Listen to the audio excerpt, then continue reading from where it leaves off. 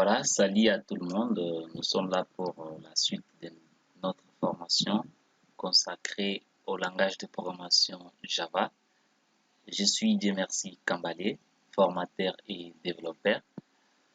Dans cette partie, nous allons nous baser sur la connexion du projet Java, notre projet Java avec le système de gestion de base de données, fameux même, qui s'appelle SQL Server. Vous allez voir, ça sera trop cool et facile même. Pour cela, vous devez télécharger un fichier jar qui s'appelle JDBC en fonction de la version de votre Java que vous possédez. Moi, j'ai déjà téléchargé ces fichiers-là. Si vous téléchargez une mauvaise version, ça va peut-être caler chez vous, mais je vous prie de suivre la documentation Java, de chercher de chercher les JDBC de votre version Java. Avec JDBC 4, ça peut aller. Si ça vous bloque, vous tentez d'abord avec JDBC 4. Parce que moi aussi, ça m'est arrivé un jour comme ça. J'ai téléchargé un fichier JDBC et j'ai essayé, ça n'a pas marché. Mais dès que j'ai fait des recherches sur Internet, j'ai vu que non, le JDBC que j'ai téléchargé, ce n'était pas approprié à la version de Java que j'utilise. C'est pourquoi j'ai cherché le JDBC 4 qui est semblable à la version que j'utilise. Bon, en fait, l'essentiel c'est de télécharger les petits fichiers là. Ça ne pèse pas beaucoup, c'est seulement quelque chose de 4 comme ça, 4 mégas. Ce n'est pas vraiment au-delà de 4 mégas. Ça ne pèse pas, c'est un fichier .jar qui vous permet juste de mettre en relation votre système de gestion de base de données avec le projet Java. Le JDBC se télécharge en fonction de votre SGBD. Si vous utilisez le MySQL, vous allez télécharger le MySQL JDBC. Si vous utilisez le SQL Server, vous allez télécharger le SQL Server JDBC. En fait, c'est ce que moi, le JDBC SQL Server. On va voir ensemble dans cette partie comment est-ce qu'on peut relier. Tout d'abord, notre projet est là. Pour cela, je dois d'abord fermer. Je vous avais dit au départ que le projet est à ce niveau. Dans le projet, nous avons deux dossiers. Il y a le source package et les libraries.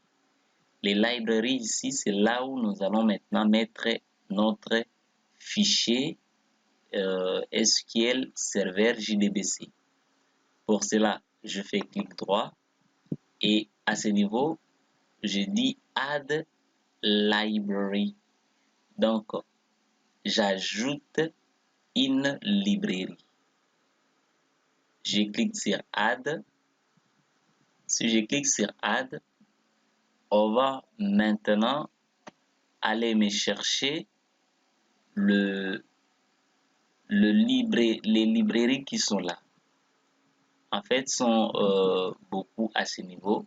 Si vous constatez que, vous voyez ici, il y a MySQL JDBC Driver qui vient par défaut avec les NetBeans. Pour vous qui allez utiliser MySQL, vous n'avez qu'à prendre ça parce que vous n'allez pas télécharger, c'est déjà incorporé dans NetBeans. Mais moi, je vais utiliser les SQL Server. Pour cela, le JDBC du SQL Server ne vient pas par défaut avec les NetBeans. C'est pour cela que j'ai téléchargé. Pour ceux qui utilisent le MySQL, prière de les télécharger. Mais pour ceux qui utilisent le MySQL, c'est ce que j'ai dit, c'est déjà incorporé. Mais pour ceux du SQL Server, nous devons télécharger évidemment. J'annule. Si je fais maintenant, vu que j'ai téléchargé, ce n'est pas incorporé dans notre projet. Je vais faire clic droit, mais cette fois-ci, j'ajoute le fichier jar. parce que le JDBC, c'est un fichier jar. Je pars au niveau du bureau, je vais trouver le SQL JDBC à ce niveau. Pour moi, je vais prendre 4 parce que si je prends ce qui n'est pas indiqué, ce qui n'indique même pas la version, je serai bloqué. Ça, je ne vous le cache pas, ça ne va pas marcher. Mais avec 4, ça va marcher. Pour vous, peut-être ça va marcher avec ça et avec 4, ça ne va pas marcher. Ainsi de suite, mais question de voir votre version Java que vous utilisez et télécharger le JDBC approprié, ça va passer. Je fais ouvrir. Directement, le JDBC sera importé. Si j'ouvre, j'ai le JDBC 4.jar qui sera à ce niveau. Maintenant, grâce à cet outil, nous allons faire notre relation avec le SQL Server. Vous allez constater avec moi, en bas ici, je n'ai même pas démarré le SQL Server. Ce n'est pas ouvert, mais la connexion sera faite effective parce que le SQL Server est installé plutôt dans cette machine.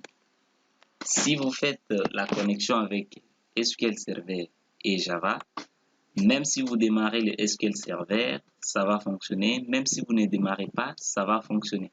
Mais avec WAMP, vous devez d'abord démarrer votre serveur. C'est ce qui est le contraire avec le SQL Server. Voilà. Une fois importé, je pars maintenant ouvrir mon fichier ici. Ma classe est connection DB. Je double-clique. Je peux supprimer ça parce que ce sont des commentaires inutiles même. Auteur, je peux même aussi supprimer. Je laisse tout simplement package et je suis dans la classe ici. Au niveau de la classe, je dois créer une variable du type connexion, que je dois appeler connection DB. Rien n'empêche, vous pouvez appeler comme vous voulez. On me dit que connexion n'est pas reconnue. Mais si je clique ici, on me dit vous pouvez importer pour Java SQL Connection. Exactement, c'est ce que je vais. J'importe. Vous voyez ici en bas du package, il y a l'importation et il n'y aura plus cette erreur. Et je peux continuer. Dans ma classe, je peux créer une méthode que je vais toutefois appeler quand je vais faire une connexion.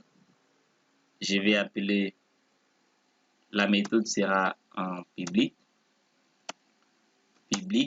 Cette méthode c'est du type toujours connexion et je vais appeler ça connect comme ça. Après j'ouvre mes accolades. C'est ça en fait la méthode que je vais créer. Et dans cette méthode, qu'est-ce que je dois mettre? Je dois mettre d'abord le try parce que je vais essayer. Je dois mettre les try. Les premiers trois ici, je vais vérifier si les pilotes JSQL JDBC est bel et bien chargé. Pour cela, je vais dire classe point for name et dans cette parenthèse, c'est là où je dois maintenant indiquer le chemin des pilotes. Pour voir les pilotes, c'est trop simple. Le chemin ici, le chemin, ça ne se raisonne pas. C'est retrouvable dans votre projet. Vu qu'on a importé les fichiers SQL Server JDBC, on revient au niveau de notre projet. Au niveau du SQL Server JDBC ici, on ouvre. Au niveau de com.microsoft.sql Server, c'est ça en fait le chemin. Je peux même mettre ici pour que nous puissions le voir correctement. C'est ça le premier chemin. Dans ça, nous allons précisément toucher la classe ici appelée SQL. Je vais me retrouver. Tac, tac, ça va, ça est là, ici. nous allons venir toucher la classe SQL Server Driver parce que nous voulons charger d'abord des pilotes avant tout. Pour cela, j'ai dit on commence par com.mysql, c'est dans for name ici que nous allons mettre, c'est en minuscule, respecter des cases, c'est, je l'écris rapidement,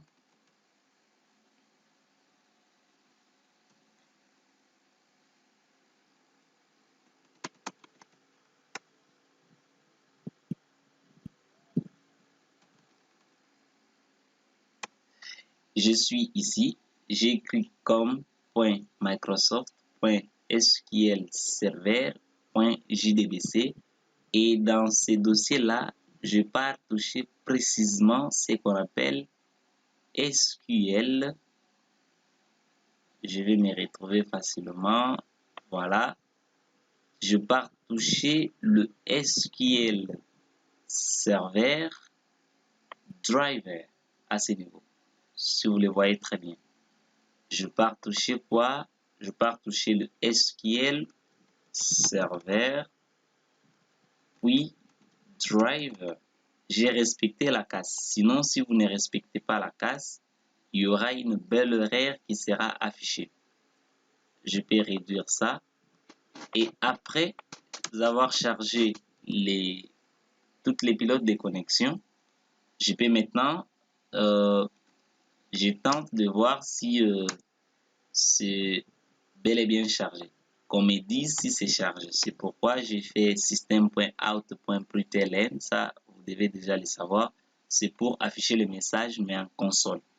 J'ai dit pilote chargé.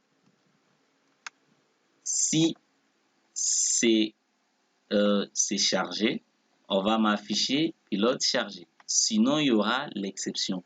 L'exception ici sera l'exception du type classe not found exception. Ça ne sera pas exception tout court parce que je suis en train de charger les pilotes. Si ça ne charge pas les pilotes, affiche-moi le message qui suit. Donc, pilote, le contraire sera non chargé. Donc, si on n'a pas chargé les pilotes, on m'affiche le message en console, pilote non chargé. Mais si le pilote est chargé, on m'affiche pilote chargé. Ça, c'est loin d'être connecté. Maintenant, si le pilote est chargé, nous allons vouloir se connecter dans notre base de données, dans notre SGBD, disons. Pour cela, je dois créer une variable de type string qui sera URL, qui va porter l'URL qui va m'amener dans notre SGBD. Et pour cela, qu'est-ce que je dois écrire dans cette variable? Je dois écrire ce qui suit. J'ai copié parce que c'est un peu loin, mais je suis en train de vous expliquer. Ici, vous allez mettre, tous nous allons mettre JDBC, on va mettre des points, après suivi de SQL Server en minuscule, il faut respecter les cases.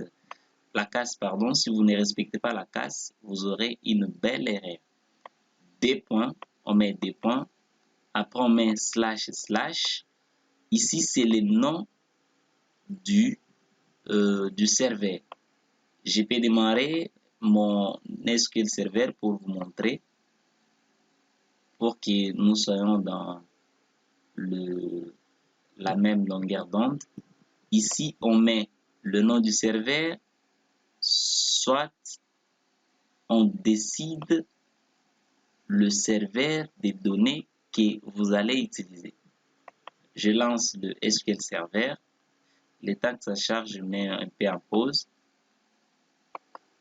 Voilà, le SQL Server est chargé. Ce que vous allez prendre, c'est le nom du serveur ici. C'est ce que moi j'ai pris. Le nom de mon serveur. Si vous avez plusieurs serveurs à ce niveau, première de choisir le nom du serveur que vous utilisez. Moi, j'utilise ce serveur ici. C'est pourquoi j'ai pris le nom du serveur, j'ai ramené à ce niveau. Le nom du serveur que vous utilisez, vous le copiez à ce niveau. Puis vous mettez les deux anti-slash et précisez, vu que j'utilise la version Express, je dois préciser la version Express. Sinon, vous pouvez même utiliser votre adresse IP de la machine et le mettre à ce niveau. Le 2 points, vous précisez le port. Le port SQL Server, c'est toujours le port 1433. Ça, c'est identique pour tout le monde. Mais si vous utilisez la version Express du SQL Server, vous pouvez tout simplement dire Express SQL Server, puis vous déterminez le port. Le port, c'est toujours identique. Après, ça vient maintenant le database name. Attention, c'est écrit à notation common case. Vous allez voir ici, le N c'est en majuscule. Database c'est en minuscule. Après, le M c'est en majuscule, suivi le reste c'est en minuscule. Et à ce niveau, je dois mettre maintenant le nom de ma base de données. Si je me connecte un peu plus vite, si je me connecte, je dois mettre plutôt le nom au niveau des database name, les noms de ma base de données. Ici, on a créé avec vous dans la vidéo précédente formation Java. En fait, c'est ça. Je peux tout bonnement copier pour ne pas créer de erreurs. Je viens là-bas, je colle. Je dis le nom de ma base de données, c'est formation Java. Suivi maintenant des noms d'utilisateurs. Vous voyez, si je me déconnecte à ce niveau, vous avez vu que pour me connecter, on m'a demandé les noms d'utilisateurs. À ce niveau, on a dit connexion. Donc, je me connecte étant SA en minuscule. Mais si vous avez personnalisé votre connexion, prière de mettre le nom d'utilisateur ici au niveau des users. Moi, c'est SA suivi du mot de passe SQL Server. Je précise très bien que le mot de passe SQL Server. Parce que si vous avez utilisé, vous avez changé, vous avez personnalisé le mot de connexion de votre SQL Server, déjà il y aura un nouveau mot de passe qui sera différent avec celui de votre Windows. Comme moi, j'ai personnalisé, je n'ai pas laissé le mot de passe Windows que je puisse me connecter avec à tout moment. C'est pourquoi ici j'ai mis le password. Après le user ici, il y a point virgule, et après on a mis password. Le password maintenant vous indiquez votre mot de passe. Après cela, vous mettez le point virgule à la fin. Et ça sera presque tout. J'espère que je me suis fait comprendre. Et après, la déclaration de cette variable appelée URL. La variable ici, vous pouvez l'appeler comme vous voulez, ça ne dérange pas. Et je dois continuer pour maintenant se connecter. Je dois ouvrir ma fonction try, l'instruction try, et je dis que non. La variable que j'ai créée à ce niveau. Vous voyez la variable ici, on a créé, mais ce n'est pas encore utilisé, qui s'appelle ConnectionDB. Va recevoir quoi? La connexion à la base de données, en d'autres termes. Ça va recevoir connection, j'appelle ça ConnectionDB. Je vais l'utiliser. Ça va recevoir maintenant le driver manager. Voilà, le driver manager.get connection.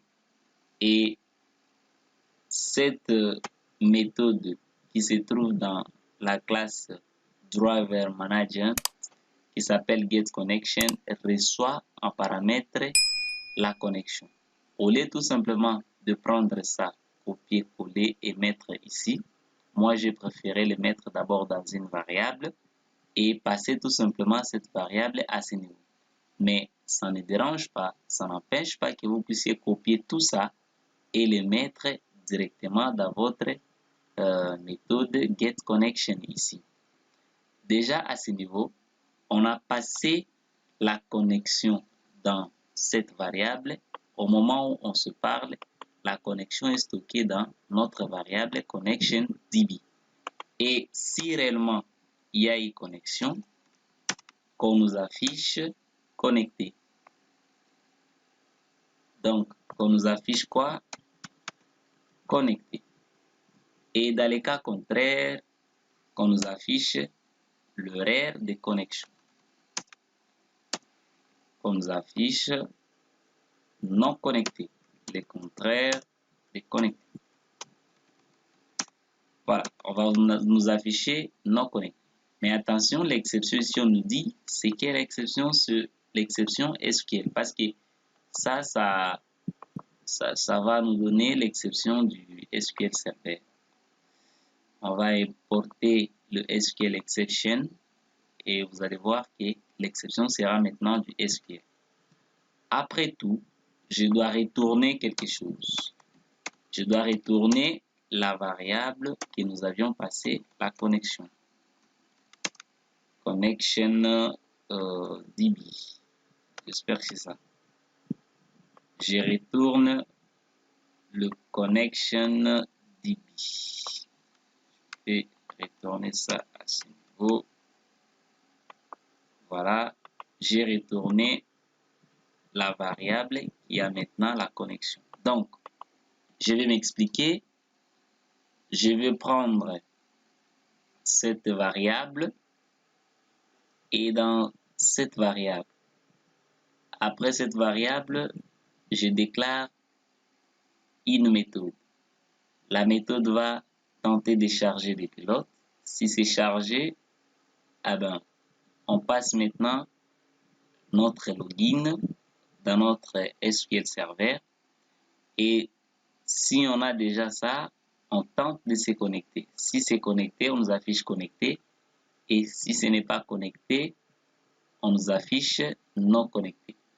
Mais si nous sommes connectés, on va nous retourner maintenant notre connexion que nous allons utiliser à tout moment. En fait, c'est ça. Je vais tenter d'exécuter. Si je tente d'exécuter ça, on va me dire le main n'est pas dans cette classe. Ce qui est normal qu'on ne peut pas exécuter en Java une classe ou soit un fichier qui ne contient pas la méthode main. Mais cela n'empêche que je puisse aller, je peux fermer Java, que je puisse aller tenter d'abord de lancer, de compiler notre menu. Et le message sera affiché à ce niveau. Si on appelle la connexion, à ce niveau, la connexion a été faite. C'est correct, mais ce n'est pas encore utilisé dans d'autres interfaces. Vu qu'on a déjà une classe connexion, là, ça devient trop facile pour nous d'utiliser partout où nous aurons besoin. Pour cela, pour utiliser par exemple la connexion dans notre interface, dans notre formulaire menu, qu'est-ce que je vais faire? Je vais aller dans code source de menu. Tout simplement, je peux supprimer ça. Je peux supprimer aussi ça. Mais à ce niveau, je peux déclarer ça partout, mais beaucoup plus à ce niveau, avant le public suivi du nom de votre interface ici. À ce niveau, vous pouvez créer une variable de type connexion que nous allons appeler peut-être compte, ça dépend du nom que vous allez donner. Et on doit accéder dans notre classe ici, ConnectionDB. je dois dire connection DB. Là, j'accède dans la classe. Et dans la classe ici, je dois mettre des parenthèses parce que je suis en train d'accéder dans une classe.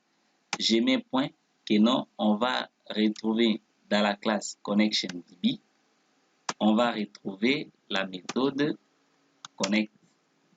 Oups, qu'est-ce qui ne va pas? ConnectionDB. Voilà, l'erreur c'est... Ok, c'est facile. J'ai oublié de dire mieux parce que la classe, notre classe ici, c'est connexion. Donc, pour utiliser l'instance d'une classe, nous allons précéder des new pour déterminer la nouvelle instance de cette classe-là. Voilà, je déclare partout dans mes formulaires où j'aurai besoin d'utiliser la connexion dans ma base de données. Qu'est-ce que je dois faire? Je dois tout simplement dire connection. Je donne le nom de cette classe, de cette connexion en fait. Vous pouvez appeler même ma connexion comme ça. Il n'y a pas un problème. Il n'y a pas un problème, ça va passer. Mais beaucoup plus, moi, j'appelle ça con pour comprendre tout simplement con, c'est une espèce de connexion. Et égale new, n'oubliez pas new. Donc, pour déclarer la nouvelle instance de la classe connexion, point connect. Le point connect ici, ça veut dire quoi? J'ai dit entre dans la classe connexion, précisément dans la méthode ici appelée connect. Parce que c'est cette méthode qui va nous renvoyer notre connexion à la fin, ici. Si on se comprend très bien, on peut aller exécuter maintenant, on peut aller lancer l'interface menu. Vu que l'interface menu a la connexion, on va nous afficher nos messages en console comme nous l'avons écrit. Si j'exécute, vous allez voir, on me dit pilote non chargé et après on me dit connecté. C'est ce qui est un peu compliqué. Je vais voir comment est-ce que je suis connecté aussi longtemps. Le pilote ne sont pas chargés. Soit j'ai renversé les messages. Pilote non chargé, pourquoi? Je vais voir, je suis dans comme, j'ai écrit comme Microsoft, j'ai écrit Microsoft. C'était après Microsoft, j'ai écrit SQL Server. Après, c'est JDBC. Après le JDBC, je dois toucher le driver qui s'appelle SQL Server Driver. SQL Server en minuscule. Vous voyez ici le S qui est en majuscule, le reste c'est en minuscule. C'est pourquoi le pilote n'était pas chargé. Vous voyez ici, le pilote n'était pas chargé. Donc, si je ramène tout simplement le serveur comme ça en minuscule, pour qu'on puisse maintenant toucher la classe ici, parce que là, je n'ai pas touché, vu que j'ai fait l'erreur de casse, mais dès qu'on trouve la classe, on va voir et ça sera pilote chargé. J'enregistre, je pars lancer le menu et on va voir pilote chargé et connecté. Vous voyez ça? Là, donc les pilotes sont chargés et là, je suis connecté. Cela montre que non, notre connexion est parfaite et notre connexion fonctionne correctement. À partir de ça, déjà, nous pouvons tapoter nos codes et consorts. Donc, c'est comme ça qu'on doit faire une connexion Java et le SGBD SQL Server. Comme ça, dans la vidéo prochaine, je dois faire aussi, je dois créer un petit projet pour tout simplement vous montrer comment est-ce qu'on peut faire la connexion avec le MySQL pour ceux qui vont utiliser MySQL, envie que nous soyons dans la même longueur d'onde. C'était Dieu merci Kambale. N'hésitez pas de vous abonner massivement parce que ça va nous fortifier de notre côté pour continuer à faire des formations et ça va être très gentil si encore vous nous laissez des pouces bleus, vous commentez, vous nous écrivez un commentaire. Ça sera vraiment gentil et je serai très content. À bientôt.